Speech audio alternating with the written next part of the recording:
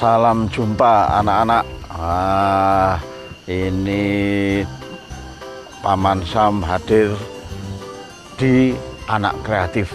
Tetapi Paman Sam hari ini agak sore ya. Ini Paman Sam memang sengaja ingin mengajak anak-anak langsung ke sebuah hutan. Tetapi ternyata perjalanannya lama sekali sehingga Paman Sam sampai di hutan ini sudah sore. Coba dengarkan, itu ada di hutan di belakang itu ada serangga. Tit tit tit tit. Nah, begitulah keadaan di hutan kalau sudah sore seperti ini. Matahari sudah hampir tenggelam di ufuk barat sehingga serangga yang hidup di hutan di pohon-pohon ini sudah berbunyi tit tit tit. Nah, itu. Nah, ini dalam rangka apa? Paman Sam ingin mengajak anak-anak di Anak Kreatif ini selalu dekat dengan alam, selalu mengenal alam. Karena anak-anak Paman Sam yakin sudah jarang sekali pergi ke alam karena di sekitarnya sudah perkotaan, sudah perkampungan, sudah penuh rumah sehingga jarang sekali mendapatkan suasana hutan. Nah, sekarang Paman Sam sudah mengajak anak-anak di hutan. Nah, cerita di hutan itu macam-macam anak-anak. Tetapi Paman Sam ingin bercerita tentang seekor burung kutilang yang bersangkar berumah di batang-batang pohon, di celah-celah dedaunan, di celah-celah batang pohon. Nah, satu hari ada sepasang burung kutilang membuat sangkar di celah-celah batang pohon, daun-daun yang rimbun. Anak-anak harus tahu bagaimana seekor burung itu bisa membangun rumahnya hanya dari rumput-rumput kering, daun-daun kering, rumput kering, sehingga seperti mangkok, ada yang seperti botol, pokoknya benar-benar rapat dan hangat. Manusia saja belum tentu bisa menyulam rumput-rumput kering seperti burung-burung membuat sangkarnya di pohon-pohon. Inilah memang semua mempunyai kelebihannya sendiri-sendiri dan memang semua juga mempunyai kelemahan sendiri-sendiri. Nah, sekarang burung ini begitu anak-anak. Burung itu membuat sangkar, kemudian induknya bertelur di situ. Bertelur di situ sampai sekitar 2 minggu atau 14 hari, telur itu menetas menjadi anak burung yang kecil. Setiap pagi burung kutilang itu meninggalkan sangkarnya untuk mencari makan. Tidak terlalu lama untuk mencari makan, induk itu kembali lagi ke sangkarnya dan menjuju anak-anaknya. Memberi makan anak-anaknya tidak dengan sendok atau garpu atau gelas atau botol, tetapi dari paruhnya. Anak burung ini gini, mangap-mangap gini. Nah, ini si burung kutilang hinggap di sangkarnya, kemudian paruhnya memasukkan makanan, dimuntahkanlah makanan yang ada di tembolok si burung kutilang ini. Nah, dibuka gini, si anak ini makan. Nah, kalau anaknya 2, kembali yang satunya lagi bergantian. Itu. Kalau sudah kenyang, terus induknya terbang lagi mencari makan. Kalau induknya juga sudah kenyang, balik lagi ke sangkar, makani anaknya. Dicucu begitu. Begitu seterusnya sepanjang hari, bagaimana kehidupan anak kutilang dan induk kutilang. Nah, suatu siang anak-anak, ada seorang anak yang bernama Dedi. Dedi ini nakal anak-anak. Kalau kemana-mana itu selalu membawa ketepil. Ketepil itu karet yang ada karet yang dibandilkan gini, kemudian ada batu dijepretkan gini sehingga bisa mengenai pada apa yang ditasar, apa yang dituju. Nah, Dedi ini nakal, dia bermain ke mana itu, ke hutan, kemudian tujuannya cuma satu, mencari burung. Wah, ini menjadi ancaman bagi para burung di hutan ini. Tetapi si Dedi ini tidak peduli. Dia terus berjalan dengan membawa ketepilnya menuju ke hutan, menuju ke sawah. Setiap ada burung yang bertengger di ranting, bertengger di bambu, bertengger di mana saja, langsung Dedi ini membidikkan ketepilnya, kemudian dilepaskannya karetnya ini, cat, ini sehingga batunya melesat seperti peluru, kena sasarannya. Tetapi untung saja anak-anak, si Dedi ini tidak begitu jitu, tidak begitu titis memburu mangsanya, sehingga bolak-balik nepil gak tahu kena gitu Dedi. Tapi dia suka sekali nepil-nepil sesuatu yang ingin dibidiknya. Nah, pada saat itu kutilanglah yang menjadi sasaran si Dedi ini dengan ketepilnya. Wah, ini kutilangnya mencelok ini, dia tolak-toleh gini. Ini tolak-tolehnya itu tengok kiri, tengok kanan. Ini bukan karena takut ada bahaya, tetapi memang mencari makan anak-anak. Si induk ini mencari makan untuk anak-anaknya yang tinggal di sarang yang masih kecil-kecil. Tolak-toleh ini di mana ya ada makanan ini? Wah, kalau dari atas kan kelihatan. Sana ada buah yang sudah matang. Aku akan ke sana. Wah, miber, mencolok di pohon yang buah, dimakanlah buah itu, disisakan sedikit, dibawa terbang lagi untuk memberi makan anak-anaknya yang tinggal di sangkar. Nah, pada saat itu Dedi lewat. Dedi lewat, si burung kutilang ini tolak-toleh. Tolak-toleh, Dedi dari bawah sudah ancang-ancang, sudah menarik karetnya. Dedi si kutilang ini tidak tahu kalau di bawah ada bahaya mengancam. Tolak-toleh hanya melihat tempat makanan, tempat buah. Benar juga, Dedi melesatkan ketepilnya, hampir saja kena. Di burung kutilang ini batunya hanya lewat di sampingnya. Wah, langsung terbang kutilang ini. Dedi marah-marah, waduh, gak kena rek. Wah, mas ngono iku tak golek meneh iku. Wah, Dedi mencari ke arah terbangnya kutilang.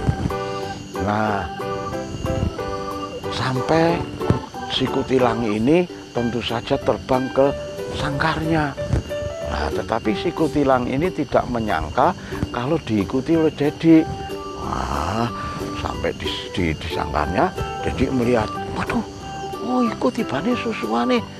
Wah, kebenaran nih. Nah, katanya Dedi gitu. Nah, terus bagaimana? Ya nanti dulu, jangan kemana-mana, tetap di Anak Kreatif.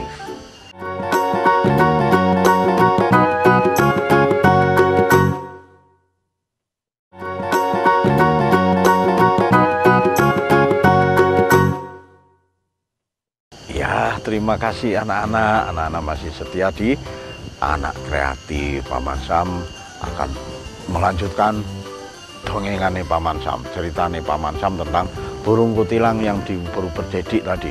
Dedi sudah menemukan sarang burung kutilang. Nah, akhirnya anak-anak kan tahu di sangkar burung kutilang tadi ada apanya? Ada anak kutilang yang masih bayi, yang masih perlu dijuju, yang belum bisa makan sendiri, belum bisa mencari makanan sendiri kalau tidak dijuju oleh induknya. Pak Dedik di bawah, waduh, iku tibane di kono sangkare ketepani, iki kudu tak tepil ae wis sangkare.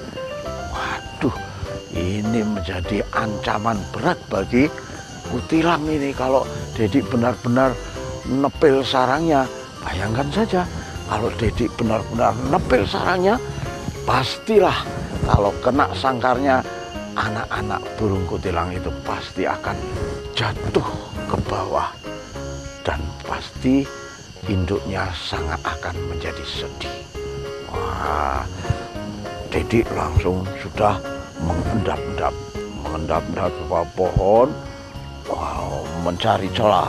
Tetapi sayang sekali si Dedik tidak bisa melihat sangkar burung kutilang itu dengan jelas. Karena apa? Ternyata sangkar burung itu hanya bisa dilihat dari jauh, tetapi ketika didekati sangkar itu tidak akan terlihat dengan jelas karena rimbunnya daun-daun pohonan, sehingga kalau dari bawah sangkar itu tertutup oleh daun-daunan. Nah, Dedik agak kesulitan. Tetapi Dedik tidak putus asa. Akhirnya Dedik ingin memanjat pohon itu, ingin mengambil sangkar itu. Nah, jadi akhirnya pelan-pelan tepelnya dikalungkan ini. Tepelnya dikalungkan, dia memanjat ini. Nah, ini memang satu keajaiban alam, anak-anak. Ketika Dedik baru saja memanjat, ternyata tangannya ini memegang sarang semut.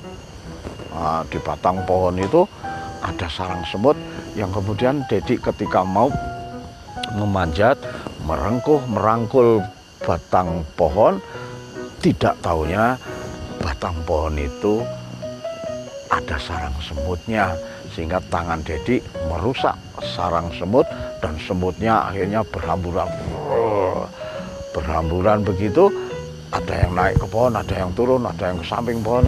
Tetapi untungnya banyak sekali semut-semut yang berlarian ke tangan si Dedik.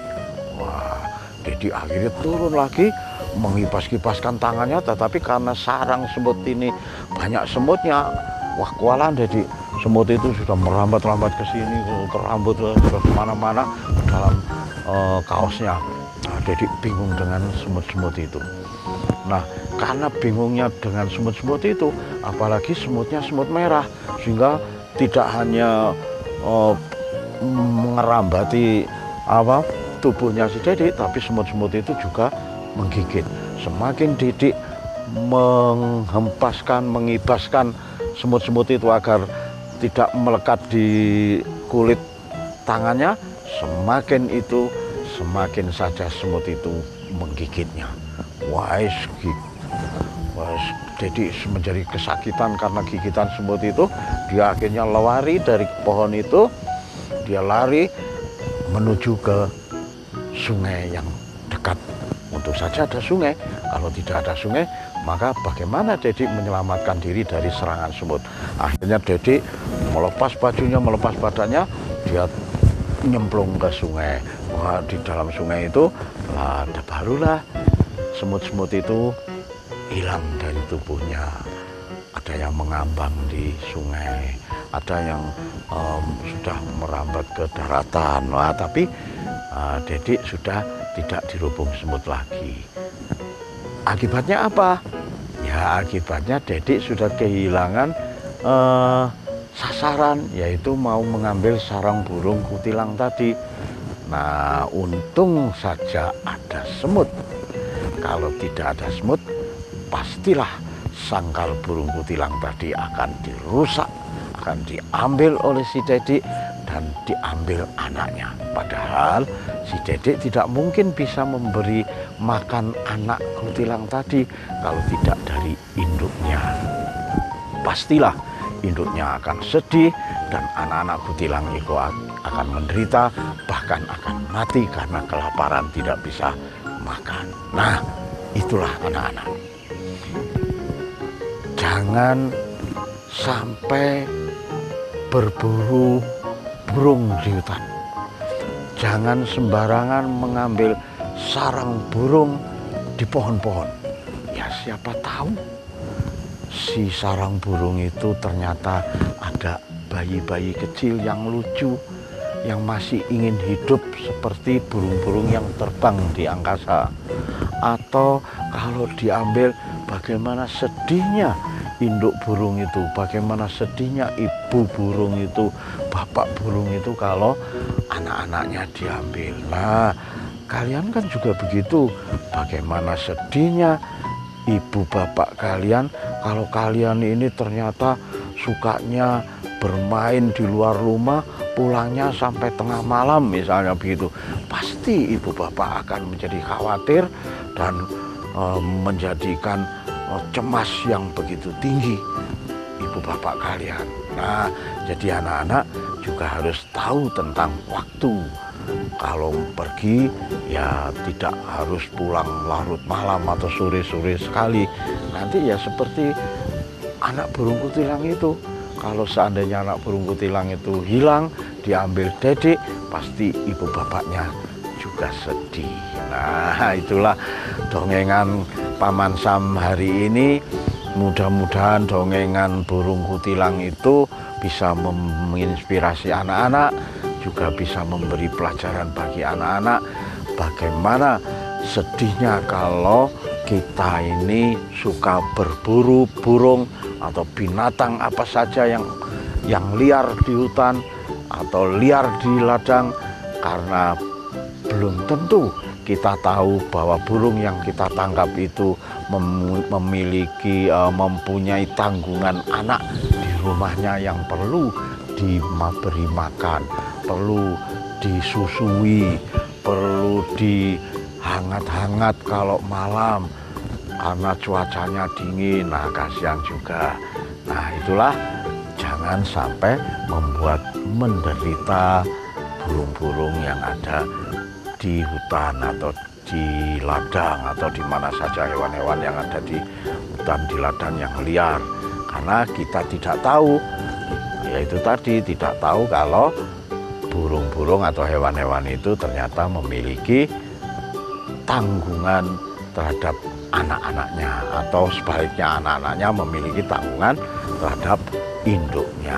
Nah, itulah dongengan hari ini, dan mudah-mudahan menjadi inspirasi bagi anak-anak. Nah, sekarang Paman Sam akan memberikan satu karya kreatif. Nah, ini mumpung ada di hutan kan, di hutan ini Paman Sam duduk di atas rumput-rumput. Nah, rumput-rumput ini kan juga wah sayang sekali rumputnya kalau sore begini sudah rupanya sudah tidur, ini sudah mingkup semua. Nah, ini ada ini, wah sudah mingkup. Nah, ini ada dua helai rumput. Dua helai rumput ini enaknya dibuat apa sebagai karya kreatif? Jangan kemana-mana, tetap di Anak Kreatif.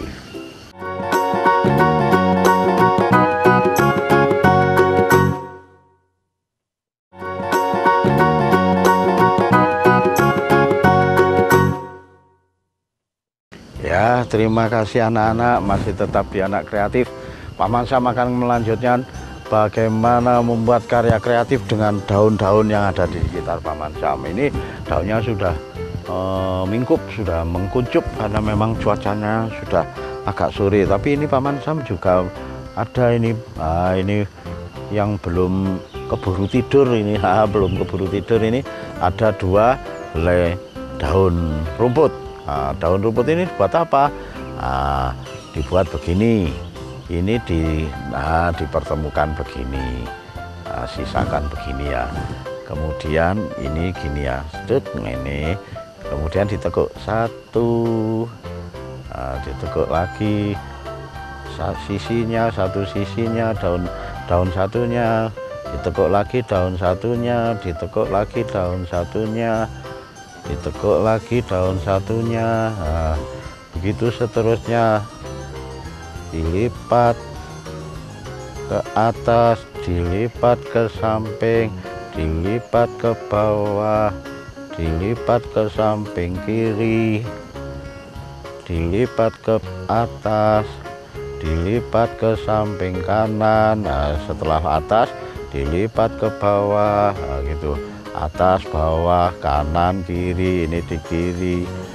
Nah, sekarang atas lagi lipatan, nah, ke kanan, ke bawah, ke kiri, begitu seterusnya sampai habis. Ini gini, ditekuk-tekuk gini. Loh, lah untuk apa Paman Sam? Kok ditekuk-tekuk gitu, apa enggak patah itu daunnya? Ya kita lihat aja nanti, bisa patah bisa tidak, tergantung kelenturan daripada daun itu. Kalau tidak lentur ya bisa patah. Nah, kalau misalnya lidi ya mungkin patah. Nah, sudah segini aja dulu. Ini tadi sudah tekuk bawah, tekuk atas, tekuk kiri, tekuk kanan dari 2 helai. Sekarang sudah ditekuk-tekuk, kita lepas. Nah, kita lepas, akhirnya menjadi seperti ini. Lah, ini dibuat apa Paman Sam? Wah, ini sepertinya ular. Nah, misalnya ini ular. Nah, ini akhirnya menjadi ular-ularan, ulat, bukan ular, ulat, ular. Nah, ular apa Paman Sam? Ya terserah kita mau apa, ular keket atau ular apa. Nah, gitu. Nah, pokoknya ini bentuknya seperti ular. Nah, akan lebih bagus lagi bagaimana kalau ular ini kita taruh di daun. Nah, ini kebetulan ada daun kering. Nah, kita taruh di atas daun. Gini. Gini. Wah, ini akhirnya bisa diberi nama ulat di atas daun kering. Dari dua helai rumput bisa menjadi ulat. Kemudian ada daun kering. Wah, sudah menjadi lengkap judulnya ulat di atas daun kering. Nah, ini kok rupanya ulatnya seperti ulat mati, seperti ulat tidur. Oh, kalau begitu kita betulkan dulu. Nah, ini kita betulkan dulu. Ini rupanya ulatnya badannya molor. Badannya molor. Kita betulkan dulu. Misalnya begini. Begini. Ini menjadi tanduk ular. Tanduk ular. Misalnya begini, taruh lagi di sini. Oh, ularnya menggantung. Oh, ularnya bisa menggantung di daun, misalnya ularnya bisa menggantung seperti ini ya, macam-macam. Nah, ini akhirnya menjadi sebuah cerita anak-anak.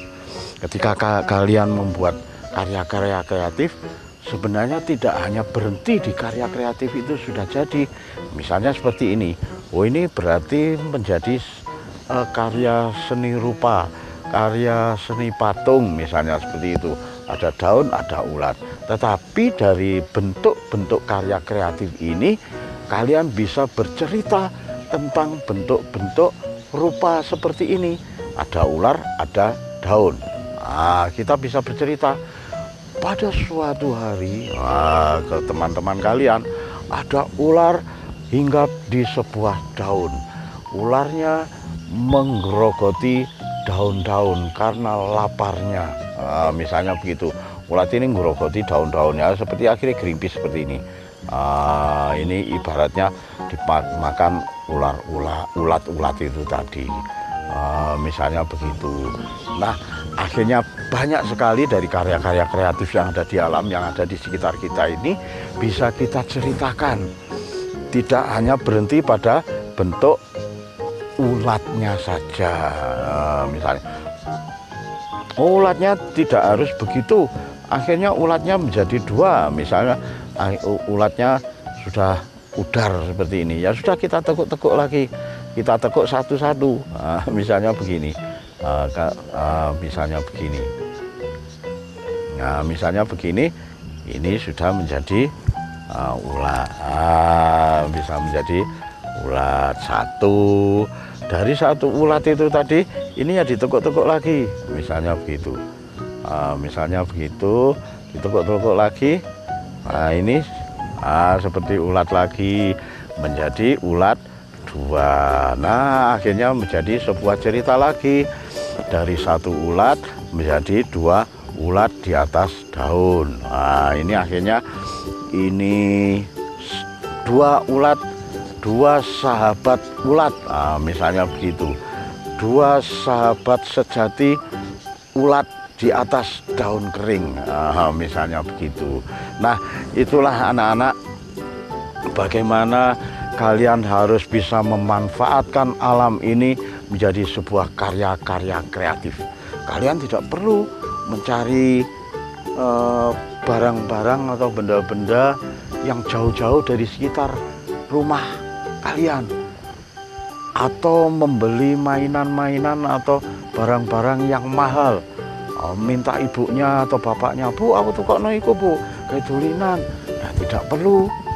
Ya, sekali-sekali boleh kalau memang itu memang bermanfaat untuk, misalnya untuk alat belajar, untuk alat sekolah, untuk alat pramuka, untuk alat apa lagi?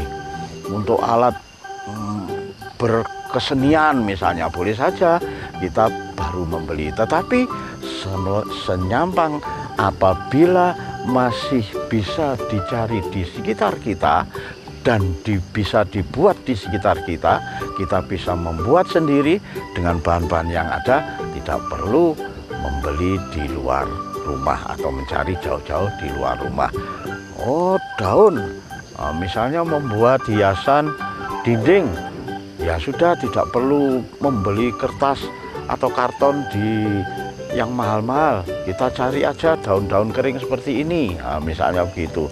Terus daun-daun kering ini diberi warna, misalnya kalau punya warna cat air, ya diberi warna. Sudah, daun-daun ini ditempel di dinding atau di meja belajar, atau di pintu meja belajar, atau di pintu kamar, atau di mana saja kalian yang suka dengan hiasan-hiasan di dinding. Nah, dari sebuah daun, dari sebuah rumput yang ada di sekitar kita, kita sudah bisa bercerita, berkarya kreatif. Nah, mudah-mudahan Paman Sam di minggu depan bisa ketemu lagi dengan anak-anak, juga bisa memberikan cerita-cerita yang menginspirasi bagi anak-anak, juga karya-karya kreatif untuk anak-anak. Dan satu lagi pesan Paman Sam yang selalu Paman Sam sampaikan, anak Nusantara harus kreatif. Sampai jumpa.